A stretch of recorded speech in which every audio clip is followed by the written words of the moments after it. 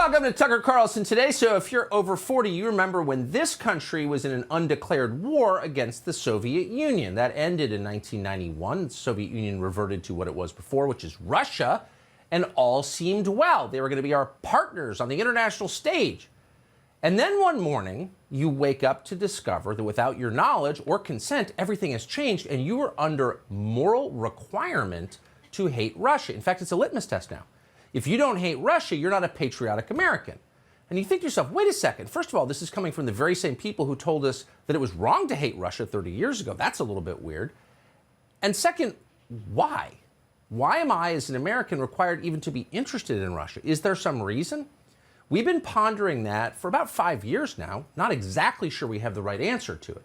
Dan Kovalik has thought about it even more deeply. He's a longtime human rights attorney, once a labor union lawyer, and he's the author of a book called The Plot to Scapegoat Russia, How the CIA and Deep State Have Conspired to Vilify Putin. We are honored to have Dan Kovalik join us in studio today. Dan, thanks a lot for coming on. Thanks for having me. And may I say, my parents watch every night, and I got to say hi to my parents in Medina, Ohio, Bonnie and Rich. I love it. They'll be watching.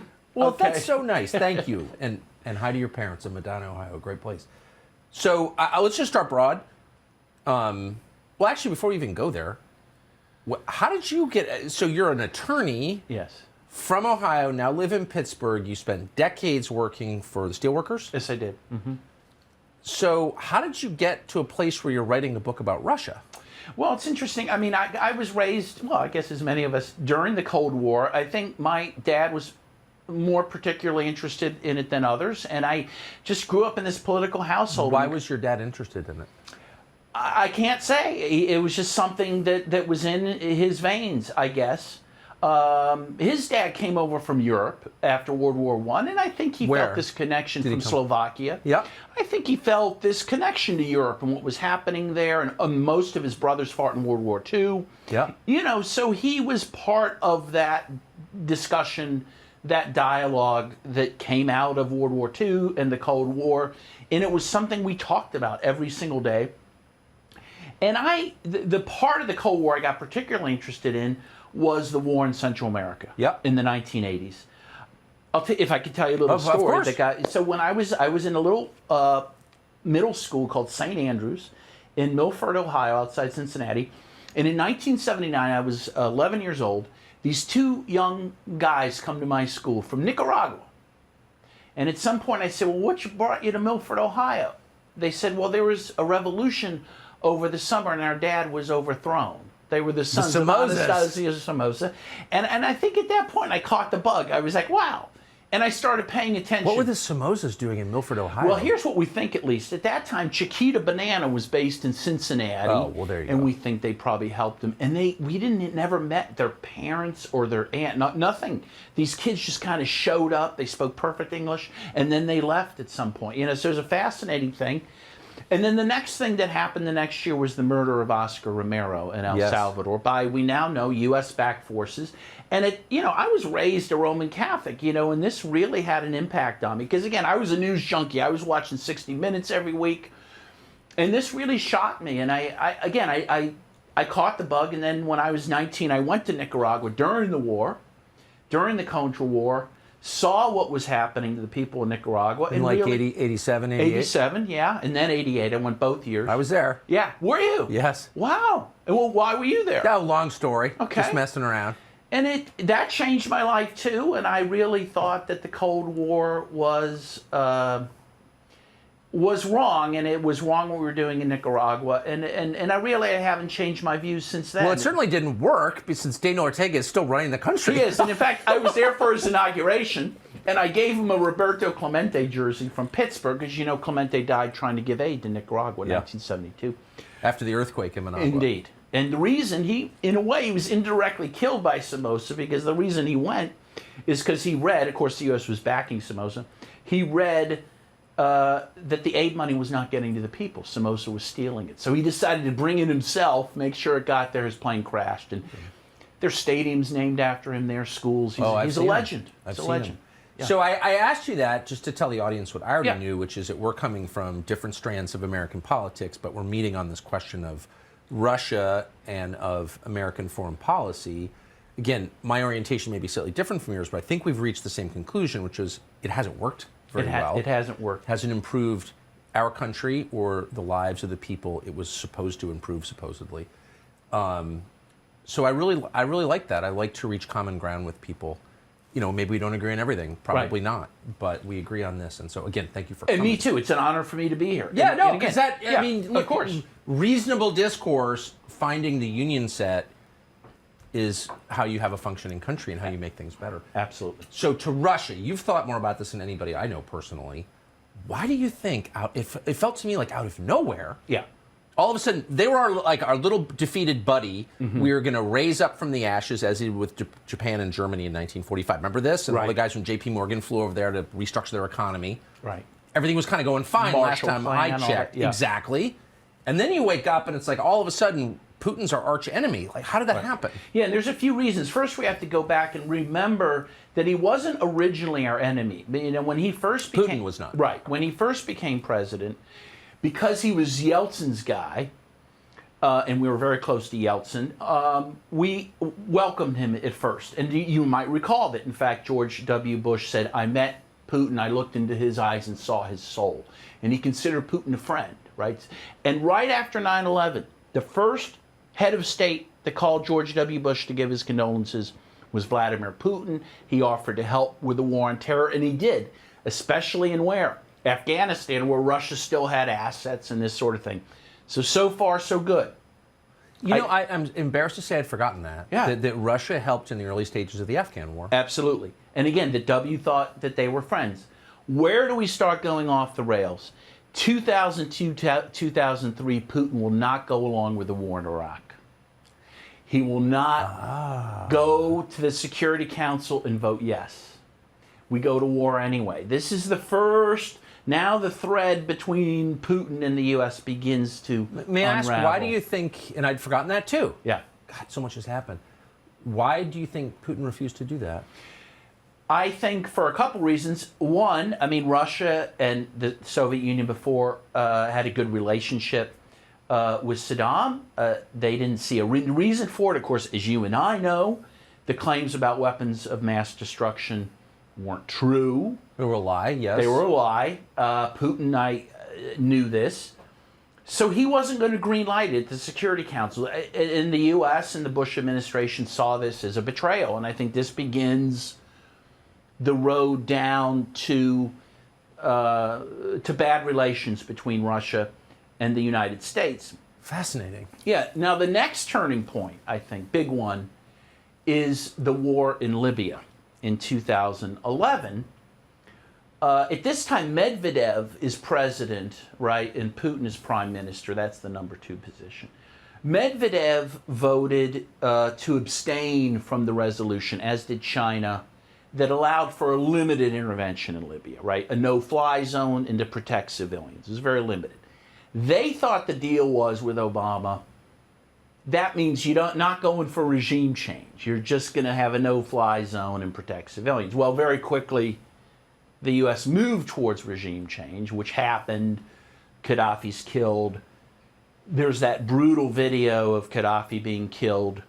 Apparently, Putin saw that video a couple times, watched it, and he said, I'm not going to allow this to happen again. The Russians felt lied to. The Chinese felt lied to. And again, this begins further conflict. But there's also one more thing that I forgot to mention. We have to remember, in 1989, Secretary of State Baker promised Gorbachev that if he would allow the Berlin Wall to come down and he would allow Germany to reunify, that NATO would not move 1 inch east of Germany. And by 1999, we had horribly violated this agreement, now to the point where we're all the way up to the doorstep of Russia. I believe Romania is a member, Poland's a member. And again, this, on the Russian side, was considered an egregious betrayal. But again, not enough for Putin to refuse to help with the war on terror, which he did later in 2001. But these are the things that have happened that have made relations worse. May I just ask you to, I love this narrative and I hope we can return to it. But let me just ask you to pause and explain why we would push NATO, which we effectively control, to move east. What was the point of that? Do you know? Well, I think it's Russia, Russia, Russia, which is what Putin saw. I mean, so the Soviet Union collapses, and the view of Russia and the view of Putin is, this is great, now we're going to be invited into the West. We want to be part of the West. And that never happened.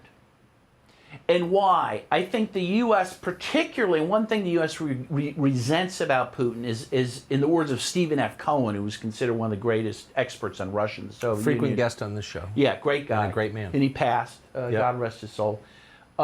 His view was once Putin got the bear back on its feet after Yeltsin, that the U.S. resented this, that it did not want a competing power in Russia, even if it was a friendly power. And part of this expansion of NATO was to keep Russia and its influence contained. And again, this is what Putin sees. Putin sees that the U.S. is up to its doorstep, feels threatened, which we would if, say, there was a Warsaw-like pact that existed and they were up to the Mexican-American border. We might be troubled by that. In fact, when something like that happened in Cuba with the Cuban Missile Crisis. In 1962, we were rightly threatened by We it. almost went to nuclear war over that, right? And so this has really made relations between the two countries difficult. But again, I do think that NATO has done this in order to keep Russia from gaining even more influence in the world and in Europe. And again, Russia sees this and doesn't like it. The other issue that because just one more question, sure, just to flesh it out a little bit. I mean, we don't have a military force designed to keep Italy from increasing its influence in the world. Why would we care if Russia increases its influence in Europe? Why is that bad for America? Well, I think they don't see Italy as having the potential of influence that a Russia has or a China has. But well, China is a completely different, I would say, category. But Russia, of course, is in Europe, partly in Europe. It's a semi-European country. Right. And so what would be the downside exactly? Well, again, from my point of view, none, let me be clear. But I think for the point of view of the ruling class, for example, those who want to sell natural gas to Europe, they're not excited that Russia is selling natural gas to Europe. I mean, some of it is just a matter of competition, right? And that's one of the reasons right now why NATO and the U.S. is so belligerent towards Russia because of this Nord Stream 2 pipeline that would give natural gas or sell natural gas to Germany. The U.S. wants to sell natural gas to Germany. So that's it. God, I want to get back to the timeline here, but let's just hit Nord Stream real quick. So for our viewers who don't know, Nord Stream originally was maybe 30 years ago, was a pipeline designed to bring natural gas from the Russian natural gas fields to Central Europe, Western Europe, Germany, and but underground, underwater, so it wouldn't go overland across the countries in the way. That was built. Nord Stream 2 is, I think, nearing completion, and it would double the volume of that. The Biden administration gave its okay to Nord Stream 2 at exactly the moment it was saying we may need to go to war with Russia. Right. What is going on here? Well, again, I think you have competing interests in the White House that run this country. And there are some who really don't want that completed. And I think right now they're the ascendant powers. And by the way, there's another economic reason that's really on the horizon. Russia has the largest border along the Arctic. And that sea, because of global warming, is now becoming traversable by ships. Right. And now some think that the U.S. wants to weaken Russia, possibly even balkanize it, so they don't have this continuous border in which they could use to have all these shipping lanes, which, again, they would see as a competitive disadvantage with Russia. Interesting. So there are a lot of threads here. So I'm sorry, will you return to your original story, which I've interrupted? Yeah, well, I just wanted to mention one other thing, because there are a lot of moving pieces here. But one is that we have to remember a big turning point was in 2014 in Ukraine. with a coup d'etat that happened. It was an undemocratic coup d'etat against a government which couldn't even be said to be pro-Russian. It was at the time trying to decide whether it was going to sign a deal with Europe or with Russia. But this was enough ambivalence that Ukraine was showing that the Obama administration, and there's recorded telephone calls which show that this happened, the Obama administration and CIA maneuvered to get rid of that government in Kiev, to put in a more pro-U.S. government. Wait a second, in 2014. Dan, you're telling me that the very same people who are pushing war against Russia now, because Ukraine's a democracy, Russia is not, overthrew or helped to overthrow a democratically elected government in Ukraine? That is correct. Because they wanted to make sure that that government was not going to sign a deal with Putin. And the interest. So how did they do it? Tell us quickly about the coup that took Well, place. it was an interesting thing. And by the way, if you want to see a great documentary on it, it's Oliver Stone's called Ukraine Under Fire. And it shows that, and this has been done a lot of times, that they actually supported an uprising against the government there. There were claims that there were snipers of the government that were shooting the opposition forces. In fact, it turned out that some of those shooters were opposition people trying to essentially paint the government in a bad light, and that's how it was portrayed. I hope you're not going to use the term false flag, because then we'll know you're a conspiracy nut. Exactly. But yes, essentially they did help create a false flag.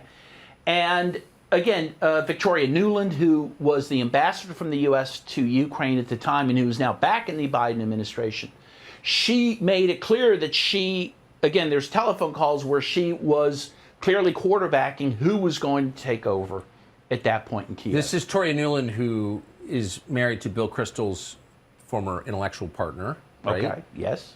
Who worked for Dick Cheney, right, and who is now the Undersecretary of State. That's right. That's the worst person in the history of U.S. government, wouldn't you say? Right, well, yeah, she's pretty bad. And again, she was part of this coup in 2014, and now she's part of this warmongering against Russia, again, via Ukraine, essentially. The other thing we have to remember is that those who were put in power were friendly with neo-Nazi groups. There's this Azov battalion that has about 125,000 troops that is a neo-Nazi organization. I'm just laughing because it's like grotesquerie upon grotesquerie. Right, it is grotesque. And you don't hear about this much. In fact, on NPR, they at least mention it, but they said they laughed that it was mere allegations. But you can see videos of this battalion having these torchlight Nazi-like rallies. In fact, the former president, the beloved former president of Uruguay, Pepe Mujica, they called him the poorest president in the world because he lived in a hut. He said you can't even call them neo-Nazis. They're just straight up Nazis because they trace their roots back to the 1920s. Well, this group is calling for, and in fact has attacked Jews and gays and ethnic Russians. And again, this is another reason Russia is not happy, that this is the type of government that we're supporting. That Victoria Nuland is supporting. Yes, and Biden now, and Obama before. And again, it's an incredible thing that you rarely, in fact, it's very interesting. I just happened to be channel surfing last night in my hotel waiting for this interview, and ABC was on, and they actually walked over there in Ukraine. They have a correspondent there, and they said, if there's a war with Russia, this group may be the group to defend them. And you could clearly see the Azov battalion badge on one of these guys, right? And these guys are avowed Nazis. And again, we have to remember, again, because people forget this, the Soviet Union, which Russia was part of, lost 27 million people fighting the Nazis. 80%, I think 85% of the Germans who were killed during World War II were killed on the Eastern Front. Of course. By the Soviet Union. The entire Sixth Army. Yeah. And we've forgotten this, right? But we now take credit for all of it. Of course, we had a great role. I don't want to underplay that. But the role of the Soviet Union and Russia has been basically forgotten. So when you're looking at this conflict happening now between Russia and Ukraine, you have to see what Russia's seeing. They're seeing NATO up to their borders. They're seeing missiles being put into Poland. They're seeing the U.S. spend, again, according to Victoria Nuland, billions of dollars on military aid to Ukraine. And I just saw we're proposing another huge installment of military aid into Ukraine now. They saw last March and April where the Ukrainian government, with the assent of NATO and the U.S., were saying that they want to take back, help me here, the island that was taken, that ended up going with Russia in 2014, the Crimea. Oh, the peninsula. Yeah, that they want to violently take it back, and that they're going to up their war, and there is a war happening in the east of Ukraine between the government and Kiev against Russian ethnics in the eastern part. 14,000 people have died in this war, okay? Thousands. And to be clear, these are Ukrainians. These are Ukrainians. They are Russian-speaking, ethnically Russian, but they're Ukrainians. That's right. That the government in Kiev has been at war with. One of the first things that Kiev government did in 2014 after the coup was to outlaw Russia as a second language, Russian as a second language, and to begin to attack the ethnic Russians. Again, Russia's seeing this on their border, and it has an impact. Not only are they seeing ethnic Russians or Ukrainian being killed, tens of thousands, hundreds of thousands of ethnic Russians are migrating into Russia to run from this. fleeing their homes. Are fleeing this. And so, again, Russia has an interest in all this. And they don't want this to happen. And then the next shoe to drop after these events in March and April was last summer. NATO had military exercises in Europe, not too far from Russia, with 30,000 troops. They had aerial flights. About 85% of those flights ended up having some encounter with Russian fighters. I think there were like over 250 of these encounters. Is a very dangerous game that NATO was playing. And again, all of these things have led to Russia feeling like we're under attack. And yet you don't ever hear their side of the story. I always tell people, it's like, what if Russia had troops amassed in Mexico? Well, I made that point one night on television, and not that I care, because I, from the bottom of my heart, sincerely don't care, but was immediately denounced, including by a Republican member of the United States Senate, as a Russia sympathizer, and which I'm certainly not. I could kind of care less one way or the other. I'm not Russian.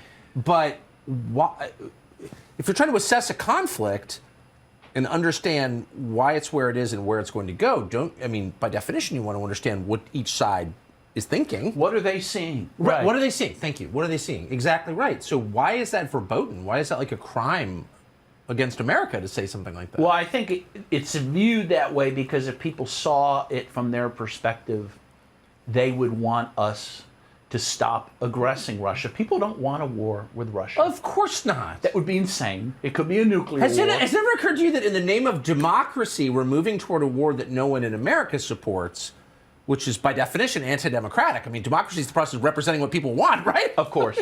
And who's going to fight in it? Is it going to be Biden's kids? Is it going to... No, it's going to be poor kids. It's going to be working class kids. Always. Who have no choice in the matter, right? And that, again, that this other side of the story is not being told, to me, is incredible. I actually listen to NPR every day. It's a habit. I turn it off within 15 minutes because they go into this stuff from this very slanted view. But they are pushing this story so hard, calling Russia the aggressor, without talking about these other things, without people being able to even assess the other side of the story. And it's that type of thing, that type of slanted coverage, which really rises to the level of propaganda that's going to lead us into a war. Yeah, I would quibble and say it descends to the level of propaganda. Right. But no, it's from state media, from national public radio. Right. And the guy who runs it now used to be with Voice of America, which literally was the propaganda arm of the United States government. Which my father ran, Yeah. I'll admit it. But but you're right. I'm not disparaging it, but right. it is what it is. I just have to say that in the interest of full disclosure. Well, that's why I was interested in the Cold War going. My dad ran VOA, so we watched carefully. But and by the way, America in 1986 was much more focused on the rest of the world.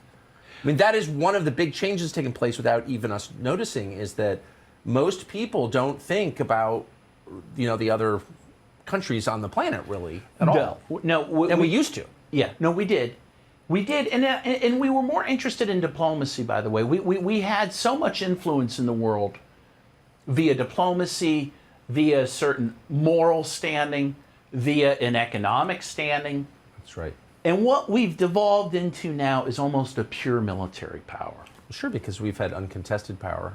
So Right. monopolies are bad for the soul. That's right. I mean, that's just true. And it's only in that area of the world that we have it is militarily. But again, on these other things, other people do diplomacy better. Other people do development better. Other people are advancing economically better. But the one thing we can do is wage war. We don't seem great at it, but we can do it. And so, the analogy applies that when you're a hammer, everything looks like a nail. That's totally right. Yeah. So now let me digress again because I have a disorganized mind and just go back to the Russia as the focus of political rage in this country question. In 2017, right after the election, we were told that the Russians, whoever that is, had hacked John Podesta's personal Gmail account and the DNC. And I'm willing to believe anything. I believe in UFOs, so I'm very open-minded. But I asked a number of people, including Adam Schiff himself directly, where's the evidence of this, that the Russians did this? I'm sure they did. Fine. But can you show me evidence that never one piece of evidence, not one that I'm aware of, that the Russians did it. The FBI never even looked at the servers of the DNC.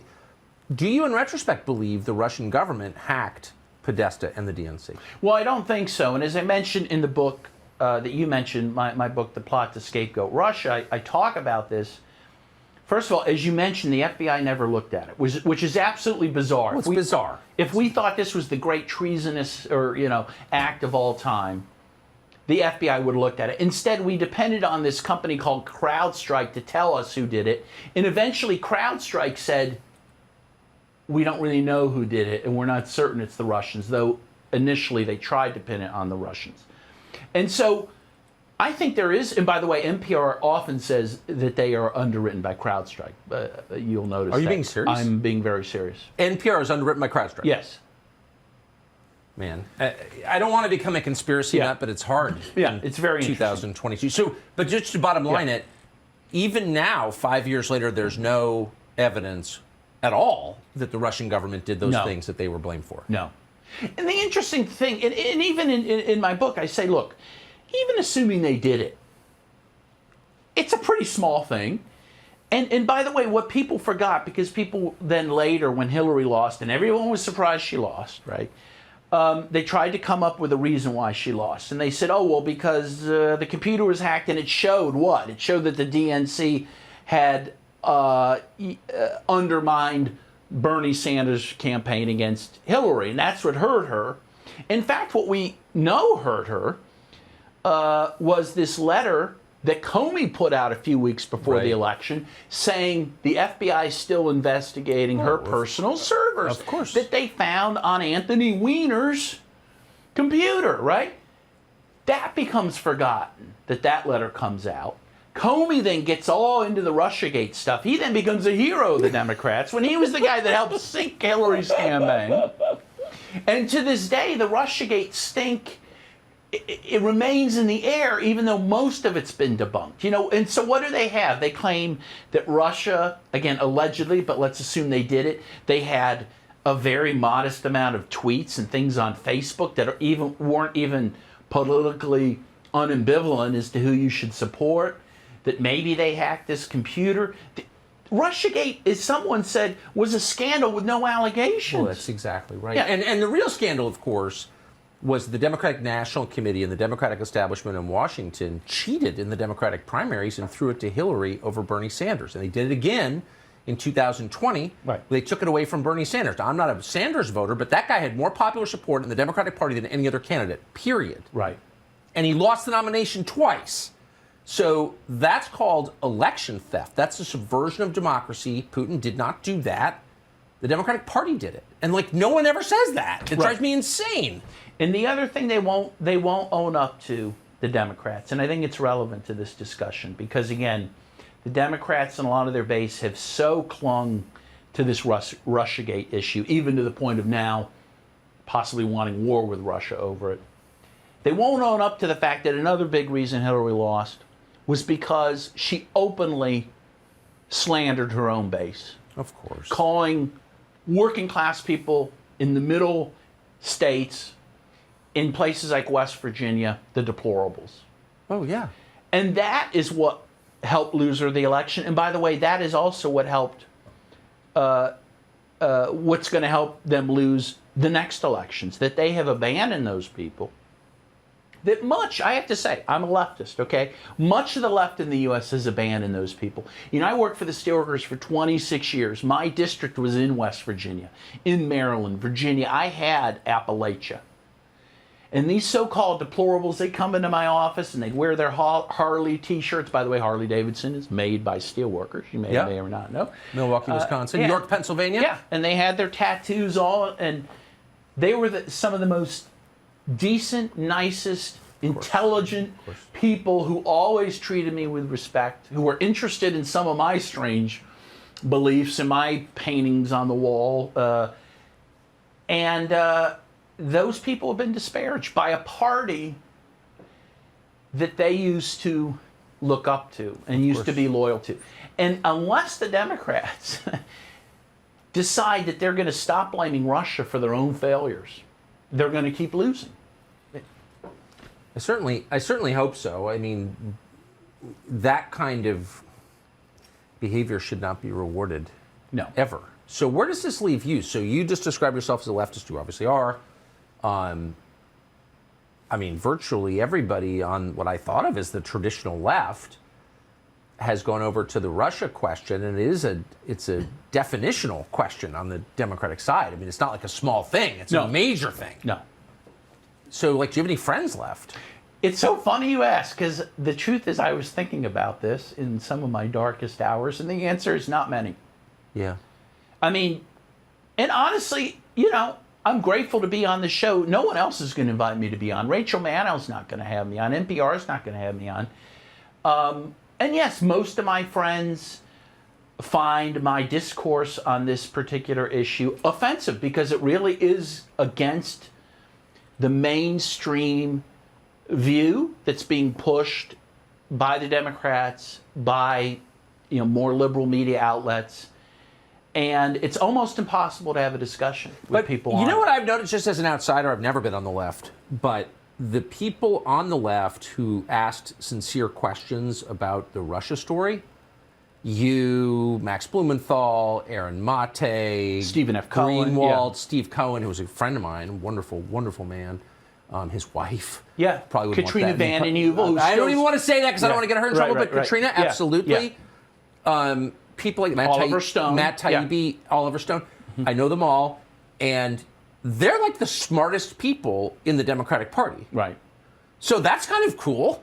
It's like, the oceans recede and these peaks are left. It's like only the most impressive people didn't buy the bullshit. That's my... have you noticed this? Yeah, no, it's an incredible thing. And again, the Russiagate stuff has receded certainly somewhat, but in the height of it, you literally couldn't talk about it. And a guy like Stephen F. Cohen, who taught at Princeton, he taught for decades. Yeah, Sovietology everyone would have him on their show.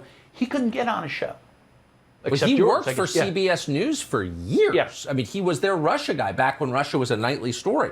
Right. And he was not on the right. He was on the left. But, I mean, he was first of all, he was fluent in Russian language. Right. He was friends with Gorbachev. He was an advisor to Gorbachev. So if you're going to understand a country, you don't even speak. That's the other thing. That Toria Nuland, who I know, like, is a moron. She's like a mouth breather. So, like, she's an expert on the region, but she doesn't speak the language? What? Do you know what I mean? Yeah. No, it's like an these people don't know thing. anything about the countries they're trying to completely rearrange. Right. And yeah, by the end, before he passed, he couldn't get anywhere. And he and Katrina, they did people's work in trying to get the word out about this and trying to fight the Russiagate. But it was a wave that they really couldn't fight against effectively. But I wonder, I mean, I don't know, maybe I was giving the left too much credit. I mean, I never agreed with them on anything. But, I mean, I knew a million people, because I've always lived in cities my whole life. I knew a million people on the left, and a lot of them were really smart, pretty smart, I thought. I mean, they were. Objectively, a lot of them are, and I could name names, I don't want to be mean to anybody, but they all bought it. They all bought it because they wanted to buy it, Tucker. I mean, that's... I think it was Matt Taibbi who said it, that once Trump won, people's brains got broken. They so couldn't wrap their heads around it. They couldn't explain it in rational, fact-based ways, that they were so relieved to have this Russiagate thing to cling to. And they've clung to it ever since. Even, again, it's not as much in the news, but now it's being substituted by just a general hatred for Russia and Vladimir Putin.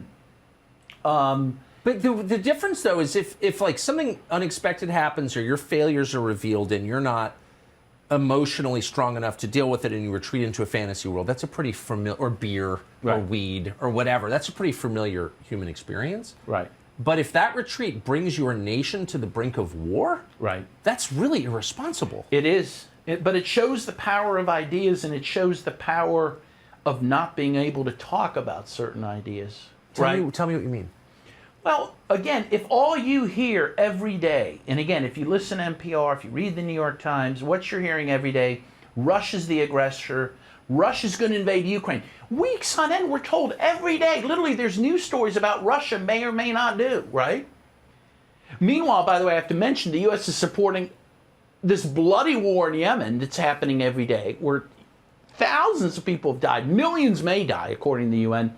You barely hear about that. Ever. But every day you're hearing about a war that might happen. Well, my goodness, if that's all you hear about, and you're told Russia's the aggressor against poor little Ukraine, and you don't hear about these neo-Nazis, of course you're going to be willing I still don't get it. Yeah. I mean, if Rwanda invades Burundi, I can feel heartfelt sympathy for the Burundians without considering sending my tax dollars or my son to go liberate them. So why is it a pressing national security concern if Russia does invade Ukraine? Well, it's a good question. I think there's two things at play. I think one is, it relates to another book I wrote called No More War, about humanitarian intervention. I think the Democrats, after the Soviet Union collapsed, they created this idea of humanitarian interventionism. This idea that to advance human rights, we sometimes have to go to war and invade other countries, right? Sometimes have to kill children. Yeah, which is the most absurd idea. But this philosophy, which I think Clinton certainly brought forward with the invasion of the former Yugoslavia, with his foray into the Congo, but which Obama, I think, perfected with horribly destructive consequences with his invasion of Libya. This is now part of the DNA of the Democratic Party and those who support it. And you saw this during the Trump administration. The only time he was applauded by outlets like NPR or the New York Times when he was bombing Syria. Remember, he was said to be presidential I'll never forget because he bombed Syria. So now the Democrats and their base believe we're not really advancing human rights unless we're bombing someone. And that is not a hyperbole. Again, in the Trump administration, you really saw it, but you see it now too. And you saw how much outlets like NPR and the New York Times bellyached when we left Afghanistan after 20 years. So that philosophy is very much undergirding what's happening here. That they believe that, first of all, Russia is a more unique threat to the world than, say, Rwanda. And also, let's face it, Russia is the old bugaboo. I mean, it's kind of the easy enemy, right? And in movies, you'll still see movies. I think the latest Wonder Woman, where the bad guys were the Soviet Union. We still have movies and cultural things where we keep trouncing out the Russians. Well, you got to have a white villain for one thing. Yeah, you can't. No, I'm serious. You literally can't. The fact that the Russians are white, just speaking for myself, is irrelevant to me. But if you're making a movie, obviously you can't have a Chinese villain. You can't sell the movie in China. Do you know what I mean? Well, that's certainly part of it. But again, I think the other part of it is it's so much in our collective self-conscious. If you want to have an enemy, let's go to the Russians, right? It's just, and so I think that's part of what's happening here. I saw this interview the other day with, and there are a lot. I don't mean to single out Senator Jim Risch of Idaho for stupidity, because it's the United States Senate. There are a lot of mouth-breathing members, But he was on television with Menendez of New Jersey, and he described Russia as, quote, a gas station masquerading as a nation. And I thought, I'm hardly pro-Russia, but this is a civilization much older than our own, right, that produced Pushkin and Tolstoy and Dostoevsky. And this moron is not even aware of that. Oh, they're just a gas station. What? And you sort of wonder, like, the level of depth of the people making these decisions about war and peace, life or death, is so low. Yes, and that there's no empathy and no attempt to understand or to get to know them. And now you have, again, you may have seen on Saturday Night Live, now they have, what's her name, Kate McKinnon, was doing caricatures of just an old Russian lady to make fun of Russia. Like, now it's just okay to just make fun of Russians, Some of the poorest people in the world? Yeah. It's like so perfect. So let me ask you about that. So to some extent, at least in your telling, this really has become a partisan divide. The Democrats are hysterical about Russia.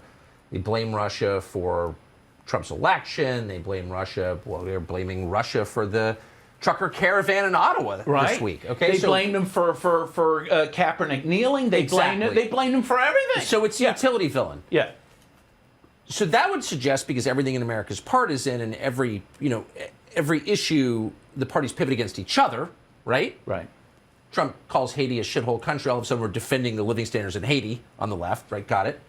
But this is the one exception to that. What's so interesting is Democrats are hysterical about Russia, but so are Republicans.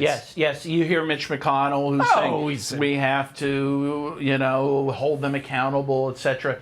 Well, again, there are, What is that? Well, the problem is with issues of war and peace, both parties, in many ways, can find common ground on that. And generally it is finding common ground when we want to go to war.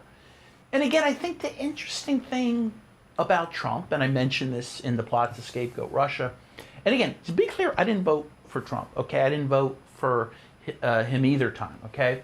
But the one thing he did, which drove both parties crazy, is say he wanted to be friends with Russia and Putin. And that drove them both nuts, right? And that's what opened the doors for the Russiagate issue. But that is verboten. And you saw how the CIA and the FBI rallied around that Russiagate story. And a big reason was not only to explain away Trump's victory, it was to keep Trump from doing what he threatened to do, and maybe allowing peace to break out between the U.S. and Russia. And that's something very few people were willing to call out. So let me just ask you one last broad question, and go at it as you will. So one of the features of the left-wing critique of American foreign policy and of America, for my lifetime, the last 40 years I've been paying attention, has been the CIA. And the CIA's behind this, and they're bringing in drugs from Central America. And like those of us on the right would look over at the left and be like, obviously you're insane because you're talking about the CIA. It's some intel gathering agency. They're not actually behind fluoride or whatever. We would always accuse the left of being paranoid. Now I'm kind of thinking maybe the CIA does play a much larger role in our democracy than previously I understood. Tell us specifically the CIA's role in the hysteria about Russia. What's the extent of it, and what's the motive? Well, again, they were the ones who, the FBI and the CIA in tandem were the ones claiming that they had intelligence that Russia interfered in the 2016 election. They were the ones that pushed this story very hard. By the way, they were also the ones, the CIA especially, that pushed the weapons of mass destruction issue that got us into the war in Iraq. Of course, that was a lie. But they were very important with the Russiagate scandal in claiming, oh, we know that they were interfering in social media to get Trump elected, and they helped push the Steele dossier story, which, by the way, has now been totally debunked. And the interesting result of that, again, were that people who used to despise the CIA for overthrowing other governments, who despised the FBI for spying on our own peace movement and other progressive movements, they ended up seeing those groups as heroes. And so now, again, somehow the CIA and the FBI are now the heroes of many liberals, right? It's interesting. For example, again, when you look at it in culture, The movie Black Panther. The only good white person in it was a CIA agent, right? And now there's a new movie out. It's like this movie with 5 different women, and they play these daring spies. And the first thing you see in the trailer is them walking over the symbol of the CIA. Somehow now the CIA is, I don't watch movies. This is why. Yeah, oh, that's so great. is the wokest thing in the world. And so there's this bizarre flip. And again, Russiagate had a lot to do with this. Russiagate was an inflection point that really changed how people who were traditionally liberal or even left, how they viewed issues of war and peace, and how they viewed Russia and viewed our place in the world and viewed the CIA's place in the world.